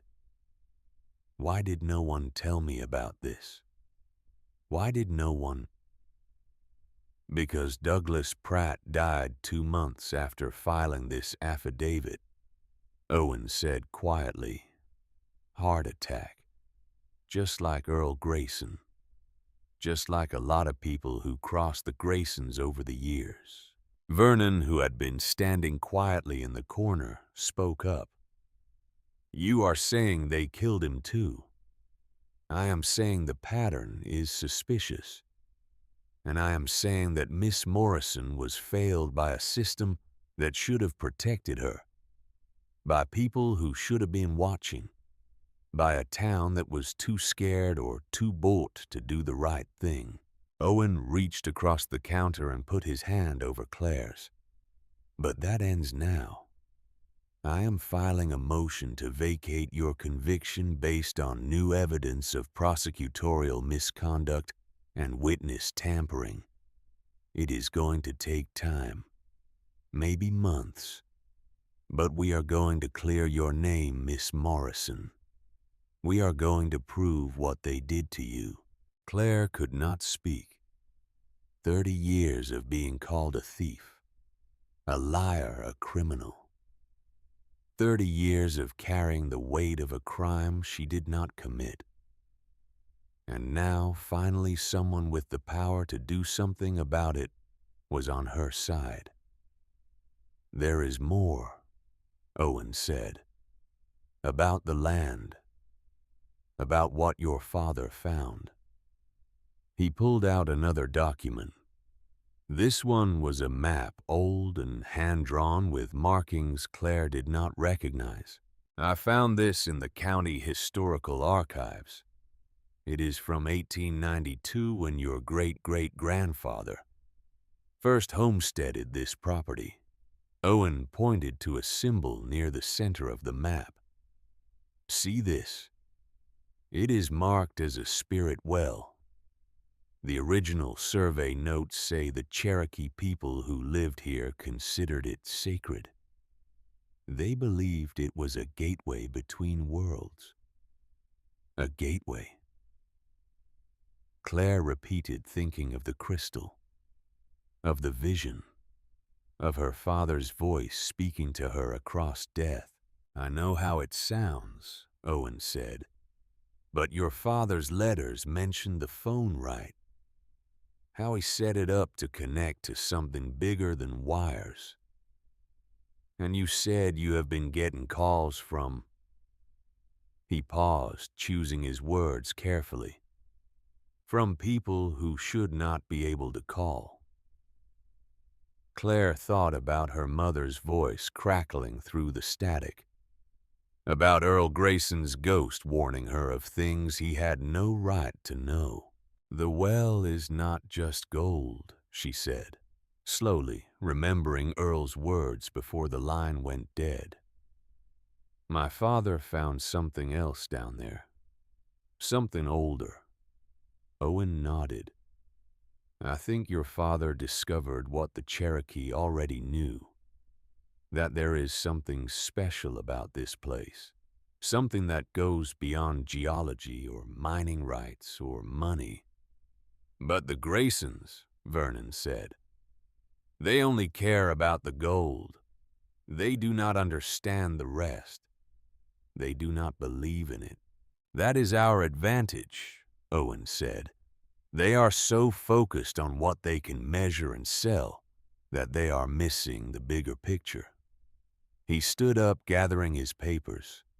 I need to get back to Atlanta, file these motions, start the legal process, but I will be back next weekend. And I will bring Angela Morris if she is willing to come. He paused at the door. In the meantime, be careful. The Graysons are going to escalate. They are going to try everything they can to force you out before this gets to court. I am not leaving, Claire said. I know. Owen smiled, and for a moment, he looked exactly like his grandfather. That is what Grandpa said you would say. The escalation started the next morning. Claire woke to the sound of engines. Big ones. Diesel rumbling through the morning quiet. She scrambled to the window and saw 2 trucks parked at the edge of her property. Men in hard hats climbing out with surveying equipment. She was outside in seconds, still in the clothes she had slept in, marching toward the trucks with a fury that surprised even herself. This is private property, she called out. You are trespassing.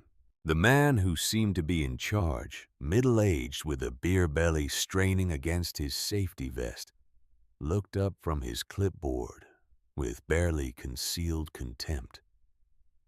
Ma'am, we are here on behalf of Grayson Holdings. We have authorization to conduct a preliminary land survey. Authorization from who? I did not authorize anything. From the county. He thrust a paper at her. Environmental assessment required by law for properties that have been abandoned for more than 20 years. Claire snatched the paper and scanned it. It looked official. County letterhead. Stamps. Signatures. But something about it felt wrong. This is dated yesterday, she said. How convenient. I just get back and suddenly the county needs an environmental assessment. I just do what I am told, ma'am. Now, if you will step aside. No. The word came out hard and flat, brooking no argument. No, I will not step aside. No, you will not survey my land. And no, I do not care what papers the Graysons have paid someone to forge. Claire stepped closer to the foreman, close enough that he had to take a step back. This property belongs to me. My family has owned it for 4 generations. And no amount of bureaucratic harassment is going to change that. The foreman's face reddened. Lady, I am trying to be polite here. Then try harder. Somewhere else. A tense silence stretched between them. The other workers had stopped what they were doing, watching the confrontation with uncomfortable expressions. Then Claire heard another engine. This one familiar. Vernon's pickup came bouncing down the road, kicking up dust, and pulled to a stop right in front of the survey trucks, blocking them in. Vernon got out slowly, his movements deliberate, and walked over to stand beside Claire. Morning, Frank, he said to the foreman. Having some trouble? Frank's expression shifted from annoyance to weariness. Vernon, Did not expect to see you here. I expect there is a lot you did not expect." Vernon crossed his arms. "Like the fact that I have been calling around all morning. Talked to the county clerk. Talked to the permits office. Even talked to Sheriff Davis, who is a personal friend." He let that sink in. "Turns out that authorization you are waving around, it is not worth the paper it is printed on. The county never approved any environmental assessment for this property. Someone created that document without proper authority." Frank's face went from red to white. "I was told. I know what you were told. And I know who told you." Vernon's voice was pleasant, but there was steel underneath. "Now you have got a choice. You can pack up your equipment and leave quietly, and we will all pretend this little misunderstanding never happened. Or you can stay here and wait for Sheriff Davis to arrive with his deputies. Your call." The foreman looked at his crew, at the blocked trucks, at the two people standing firm against him. Whatever Marcus Grayson was paying him, it clearly was not enough for this kind of trouble.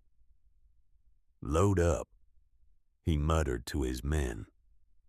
"We are done here." Vernon and Claire stood side by side watching as the trucks maneuvered their way off the property and disappeared down the road. "Thank you," Claire said quietly. "Do not mention it." Vernon turned to her, his expression serious. "But that was just the first shot. They are going to keep coming, Claire. Different angles, different tactics. They are going to try to exhaust you, scare you, wear you down. I know. Do you have a plan?" Claire looked back at the well now covered again with its ancient cap, at the store slowly coming back to life, at the land that had been worth killing for. "I'm going to use every piece of evidence we found," she said. "I'm going to expose every lie the Graysons told. And then I am going to make sure the whole world knows what they did." Angela Morris arrived 3 days later, driving a dark sedan with government plates. She was in her late 40s with steel gray hair cut short and eyes that missed nothing. She wore a business suit and carried a briefcase that looked like it had seen 1,000 courtrooms. Owen had driven down from Atlanta with her. They sat at Claire's counter while she laid out the evidence. The letters, the geological survey, the gold samples, the documents from the stone box, Douglas Pratt's affidavit. Angela read everything in silence, her expression growing grimmer with each page. 15 years I have been prosecuting corruption cases," she said finally. "This is the most clear-cut conspiracy I have ever seen." She looked up at Claire. "Miss Morrison, with this evidence, we can do more than vacate your conviction. We can bring charges, criminal charges, against Marcus Grayson, against anyone who helped his father frame you, against anyone who has been covering it up for the past 30 years. How long will it take?" Claire asked. "That depends on how deep the corruption goes, but I am going to assign a team of state investigators to Millbrook. We are going to dig into every transaction, every relationship, every decision that involved the Graysons and local officials. We are going to turn over every stone." Angela closed her briefcase. "And Miss Morrison, I want you to know something.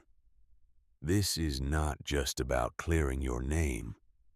This is about sending a message that no family is above the law, that no amount of money or influence can protect you from justice when the truth comes out.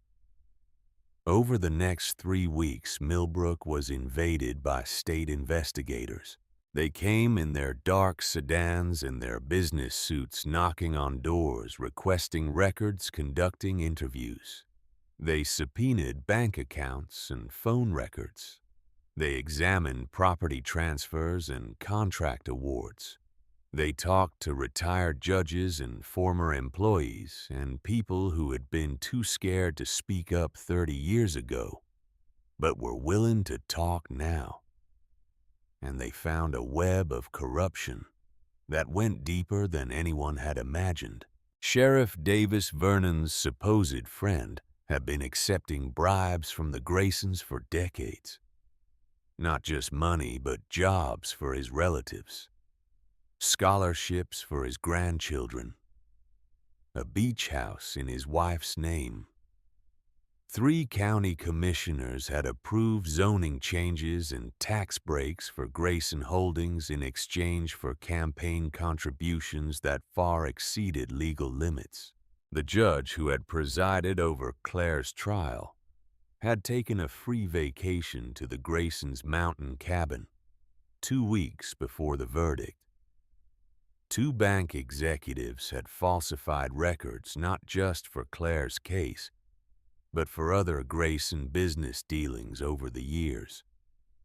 The forensic accountant who testified against Claire had been paid not $20,000 but $50,000 by Earl Grayson, with the additional $30,000 hidden in a shell corporation.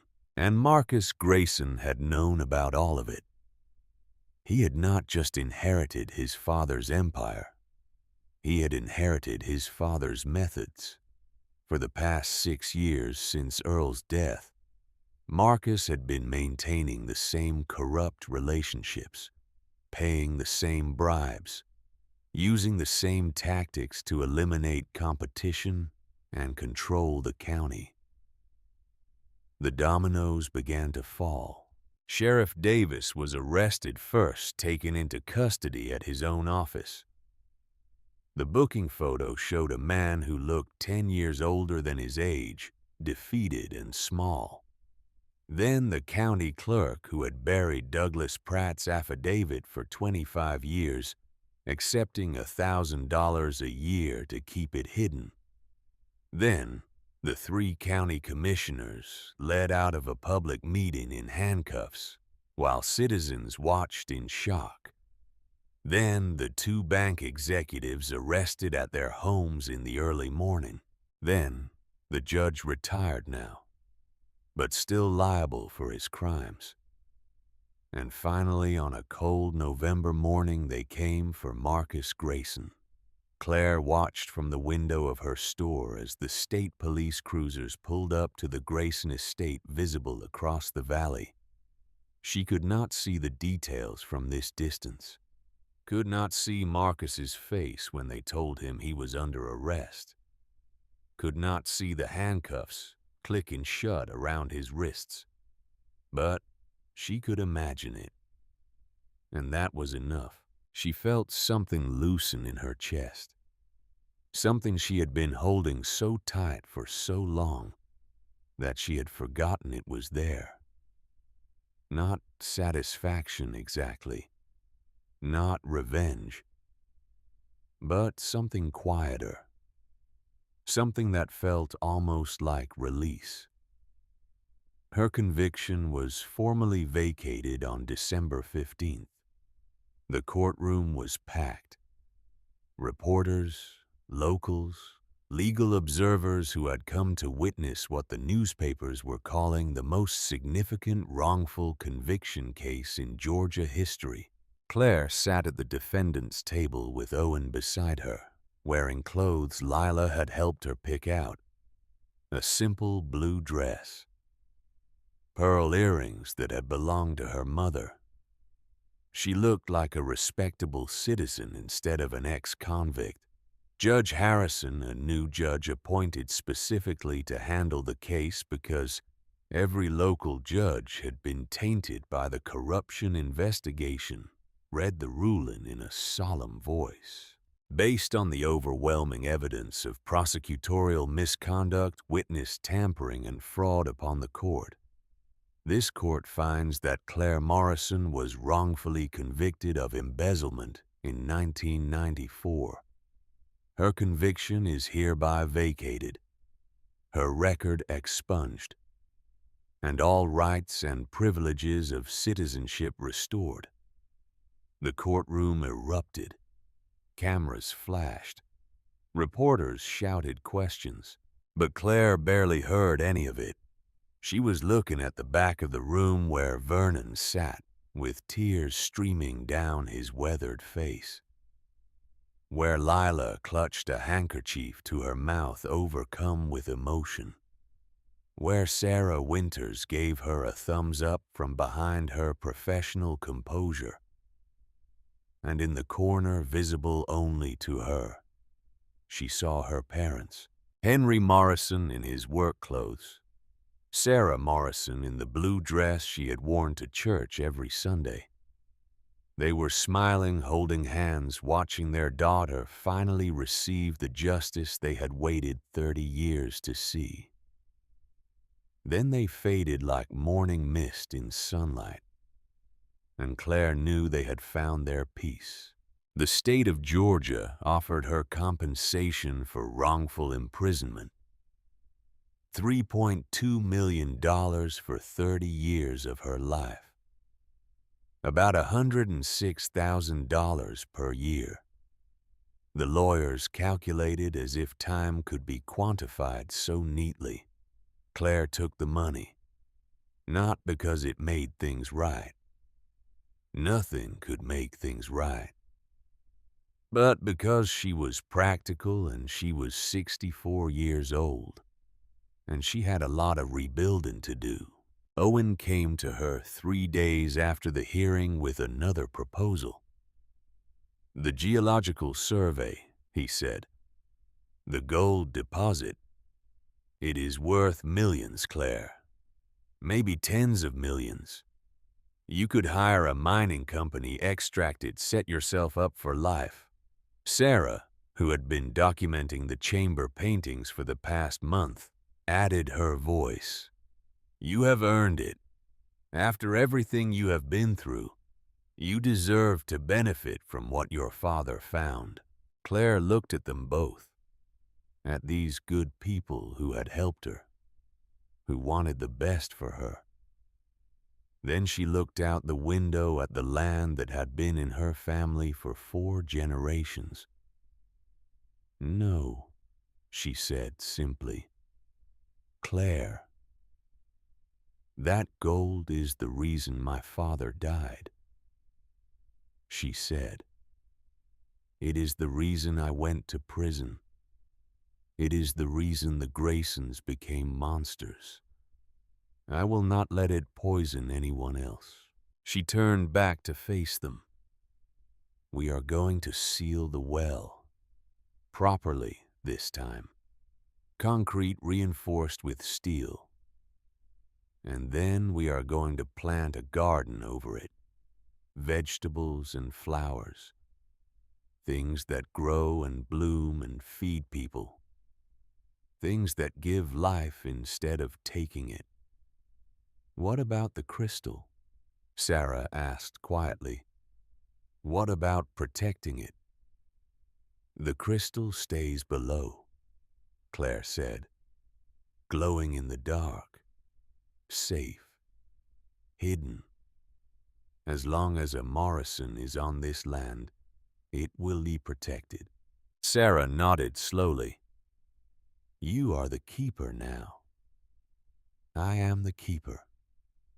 Spring came slowly to Millbrook as it always did. Claire stood on the porch of the renovated store watching the sun rise over the mountains. The building behind her was unrecognizable from the ruin she had returned to 6 months earlier. Fresh red paint, exactly the shade her mother had chosen all those years ago. New windows that sparkled in the morning light. A sign carved by Vernon's own hands. Morrison's Country Store, established 1952. The gas pumps were gone, hauled away as scrap. In their place was a small garden where customers could buy fresh vegetables in season. Tomatoes and cucumbers and squash. Herbs in terracotta pots. Flowers in window boxes.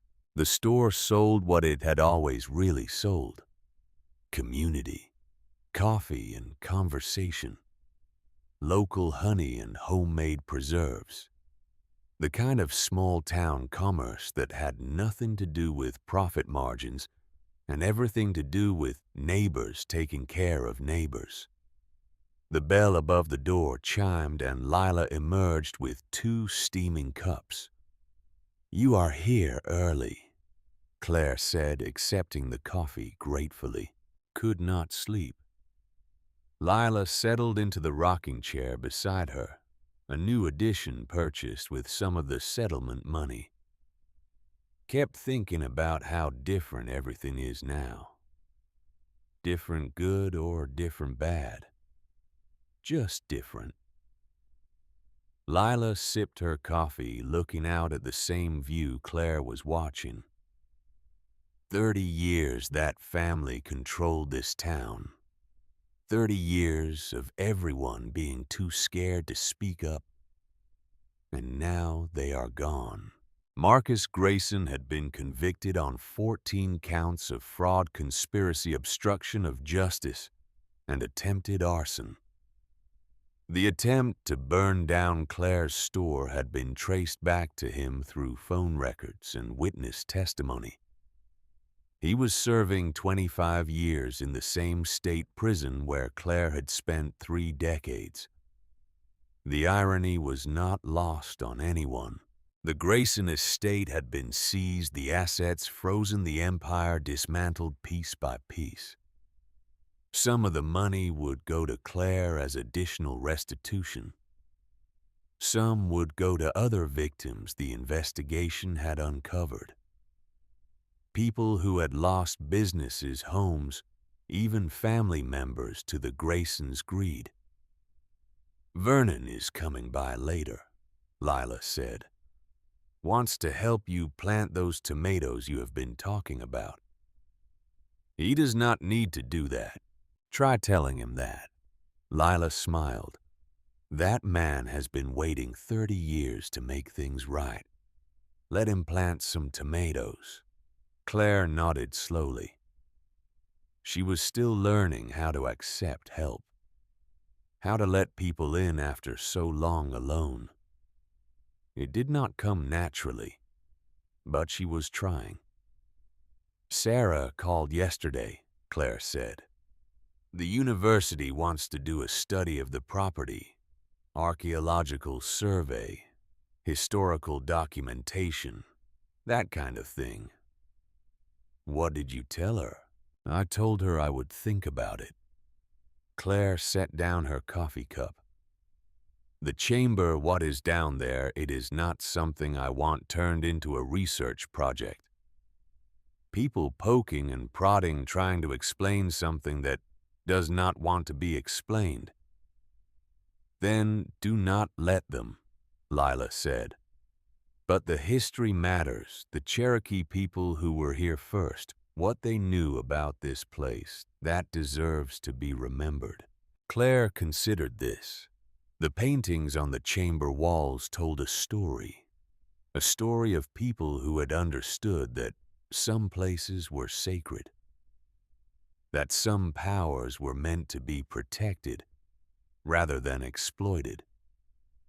That story deserved to be told, even if the deepest secrets remained hidden. "Maybe," she said. "I will talk to her about it." The phone rang that evening. Claire was alone in the store, finishing inventory after a quiet day of customers. The sound made her heart skip. It always did. But she had grown accustomed to it now. She walked to the phone and lifted the receiver. Hello, static, distance. And then a voice. Not her mother's this time. Not her father's.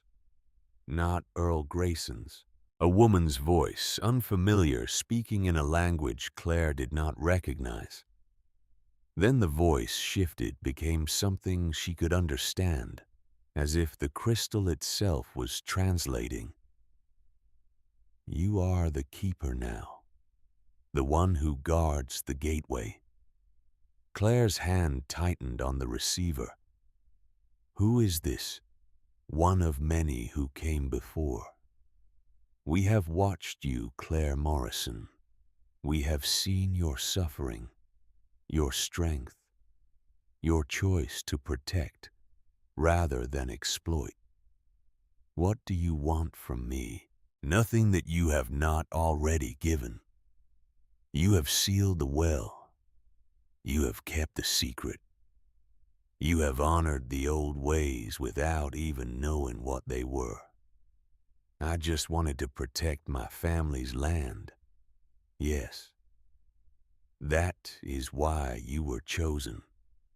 Not for power or ambition, but for love, for loyalty, for the willingness to sacrifice everything for what matters. The static swelled, and for a moment Claire heard other voices. Dozens of them, maybe hundreds, speaking in languages that spanned millennia. All the keepers who had come before, all the people who had protected this place across the centuries. The gateway will sleep now. The voice continued. It has done what it needed to do, connected you to your past, revealed the truth, brought justice to those who deserved it. Will I still be able to talk to Claire's voice caught? To my parents? A pause. When the voice spoke again, it was gentle. The dead are never truly gone, Claire. They live in your memories, your choices, the person you have become because of their love. You do not need a crystal to carry them with you. But the phone will ring when it needs to, when someone on the other side has something important to say. But that will be rare now. The urgent work is done. The line went dead. Claire sat in the silence for a long time, holding the phone, letting the peace settle over her like a blanket. 1 year after her return, Claire stood in the garden that covered the sealed well, pulling weeds from between the tomato plants. The October day was beautiful, warm, but not hot, with a breeze that carried the smell of autumn leaves. The tomatoes were long finished for the season, but the fall squash was coming in nicely. Pumpkins and butternut and acorn, their vines sprawling across the rich soil.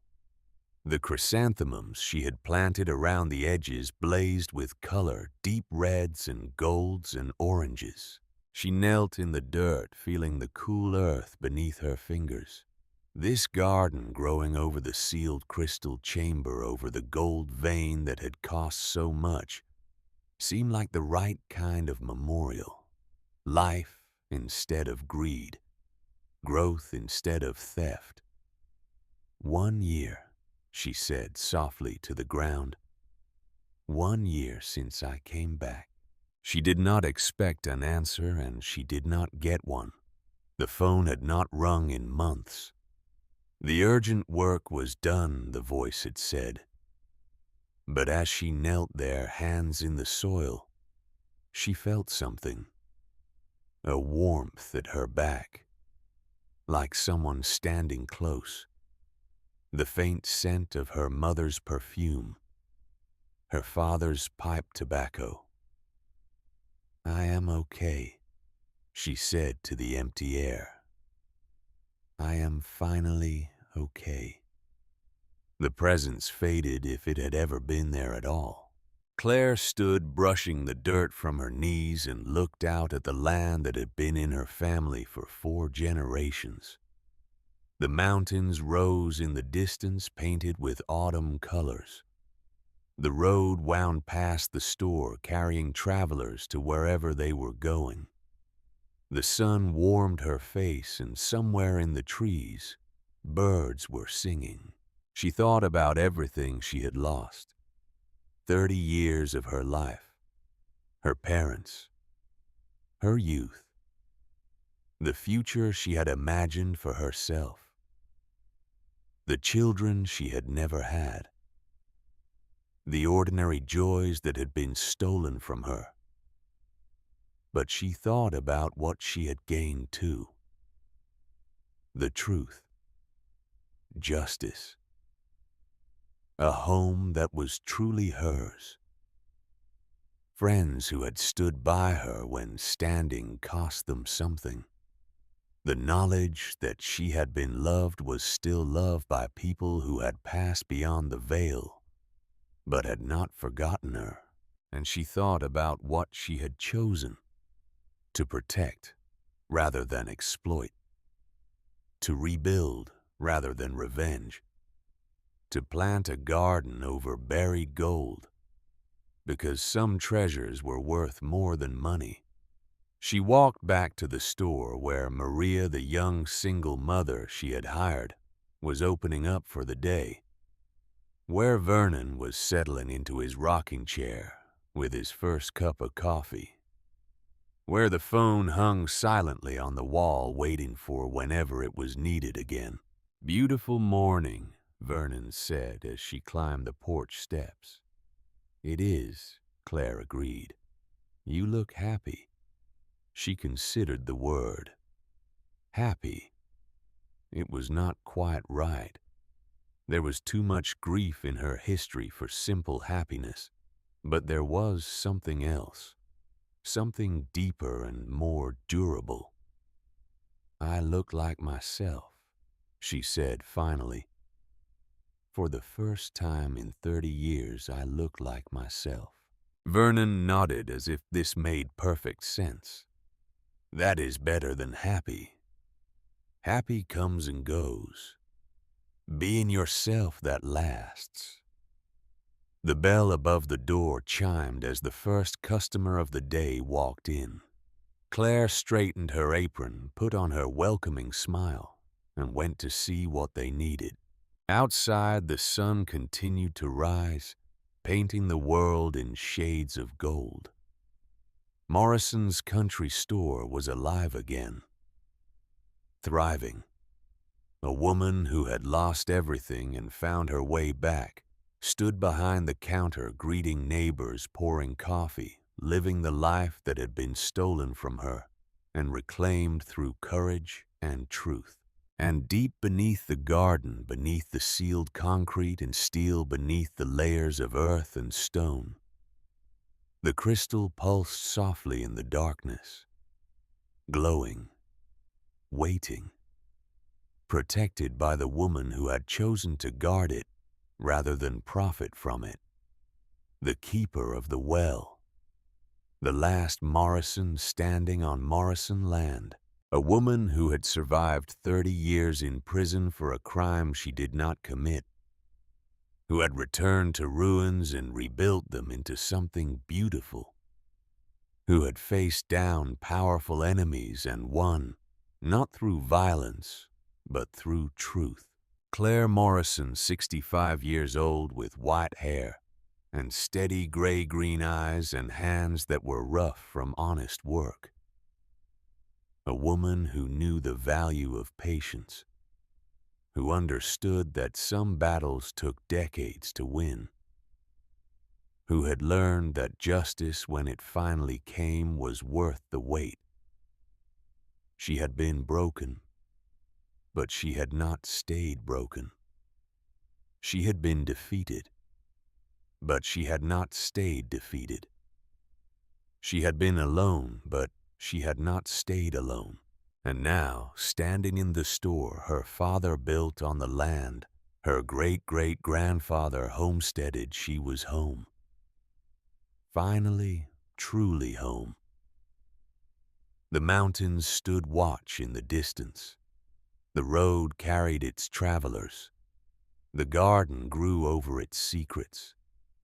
And Claire Morrison, who had every reason to be bitter, who had earned the right to hate, chose instead to pour coffee and sell honey and tend tomatoes and be kind to strangers, because that was what Morrisons did. They endured. They built. They protected what mattered. And they never ever gave up.